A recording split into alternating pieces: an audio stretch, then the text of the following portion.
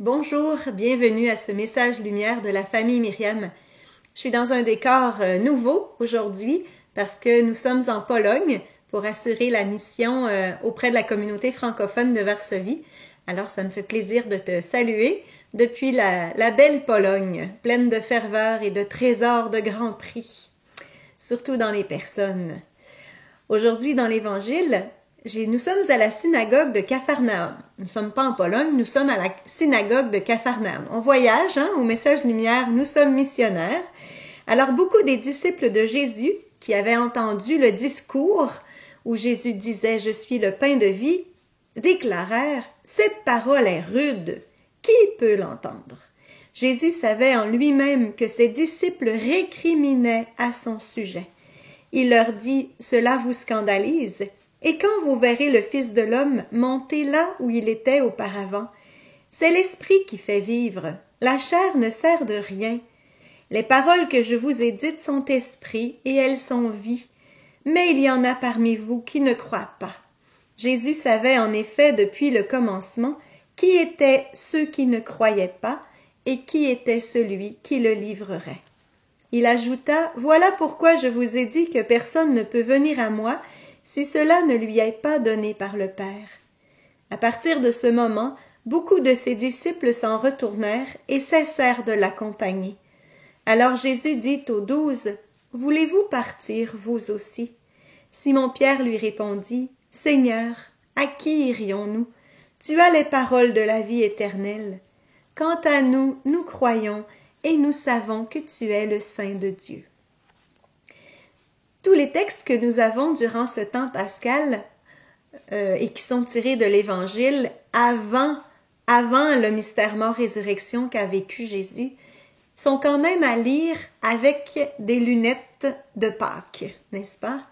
Et c'est ce qui rend très intéressant les textes de l'Évangile, c'est qu'ils sont toujours nouveaux à toutes les époques, à tous les temps liturgiques. Alors Jésus dit « La chair ne sert de rien.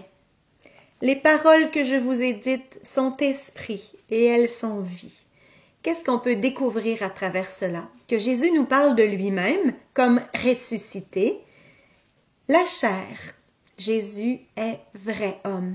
Même ressuscité, il n'est pas seulement vrai Dieu et il a absorbé sa nature humaine. Même dans sa résurrection, il est vrai homme. Il est vrai Dieu. Les paroles que je vous ai dites sont esprit et elles sont vie. Et ce sont elles qui peuvent nous donner la vie éternelle. Jésus est vrai Dieu. C'est pour cela que sa parole a un impact, un effet que seules les paroles de Dieu peuvent nous apporter. Et justement, Jésus n'est pas seulement ressuscité, ou il n'a pas seulement les paroles de la vie éternelle, il possède la vie éternelle. Et il veut nous la partager. À Pâques, à la veillée pascale, il y a plusieurs personnes qui ont été baptisées, qui ont reçu la vie divine en eux. Et c'est ce que ce temps après Pâques nous rappelle, c'est que comme baptisés, nous avons la vie divine en nous. Nous avons la vie éternelle. Quel cadeau inestimable! Il me semble qu'avec ses lunettes, je vois Jésus d'un autre œil. Il ne veut pas seulement me montrer qu'il est vivant, il veut que je vive de sa vie. Et il veut que cette vie, il veut pas juste me donner cette vie, mais il veut vivre en moi. C'est cela le grand cadeau de Pâques. Jésus, vrai Dieu, vrai homme, veut vivre en moi. Il le fait à chaque Eucharistie. Il le fait aussi dans ma vie de prière, dans ma vie de relation avec les autres. Ce n'est plus moi qui vis, c'est le Christ qui vit en moi. C'est à cela que Jésus ressuscité veut me conduire. C'est pour cela qu'il a donné sa vie pour toi, pour vivre en toi.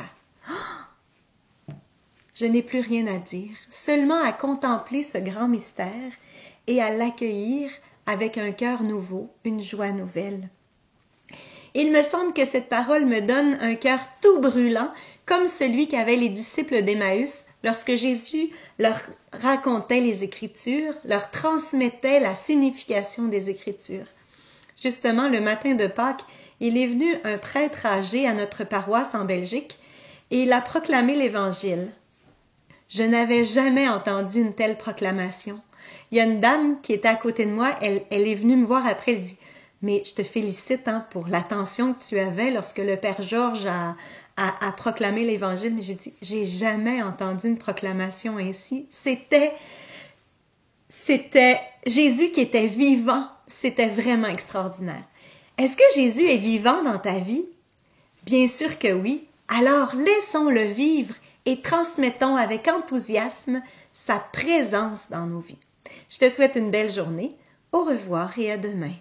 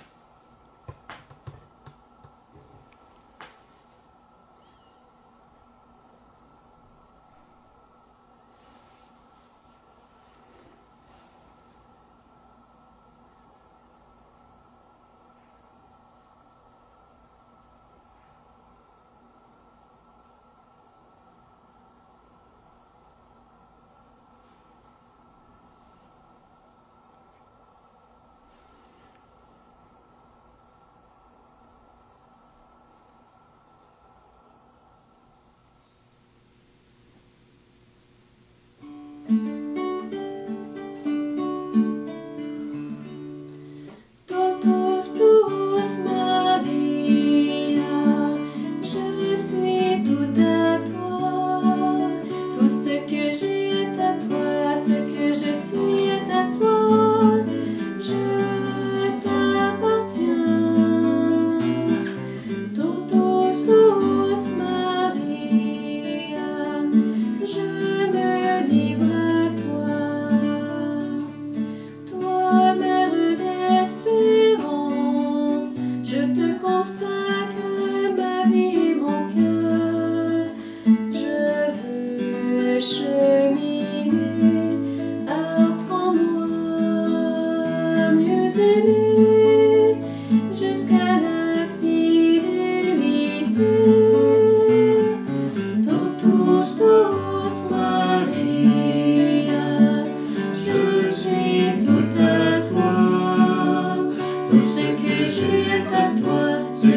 suis est à toi.